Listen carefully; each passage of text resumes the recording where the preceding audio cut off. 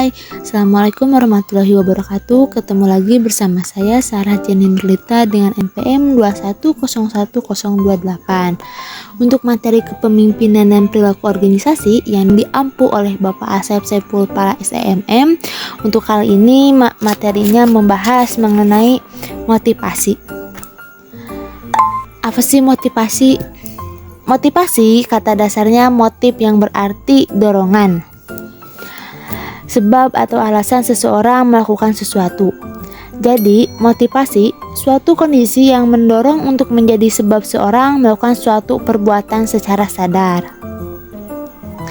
Nah, di sini ada 6 teori motivasi. Yang pertama, teori kebutuhan dari Maslow.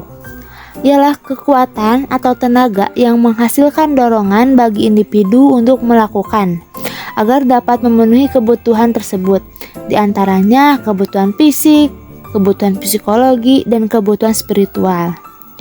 Yang kedua, teori 2 faktor dari Friedrich Hartburg. Yang pertama, faktor sesuatu yang dapat memotivasi atau motivator, di antaranya faktor prestasi, faktor pengakuan, dan faktor tanggung jawab. Yang kedua, kebutuhan kesehatan lingkungan kerja berupa upah, hubungan antara pekerja, ataupun kebijaksanaan perusahaan. Teori motivasi yang ketiga ada teori prestasi dari Max Cleland, yaitu mengklasifikasikan akibat suatu kegiatan berupa prestasi yang dapat dicapai. Yang keempat, teori penguatan yang menggunakan prinsip hukum ganjaran law of effect, mengatakan tingkah laku yang mendapat ganjaran menyenangkan akan mengalami penguatan dan cenderung untuk diulangi.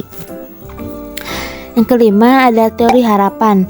Prinsipnya terhadap hubungan yang erat antara pengertian seseorang mengenai suatu tingkah laku dengan hasil ingin diperolehnya sebagai harapan. Nah, untuk yang terakhir ada teori tujuan sebagai motivasi. Setiap pekerja yang memahami dan menerima tujuan organisasi dan merasa sesuai dengan dirinya akan merasa ikut bertanggung jawab dalam mewujudkannya. Maka tujuan tersebut berfungsi sebagai motivasi. Untuk pertanyaannya, menurut kalian, bagaimana sih cara untuk memotivasi diri sendiri? Nah, untuk jawabannya kalian bisa jawab di kolom komentar ya. Terima kasih untuk materi motivasi kali ini. Wassalamualaikum warahmatullahi wabarakatuh.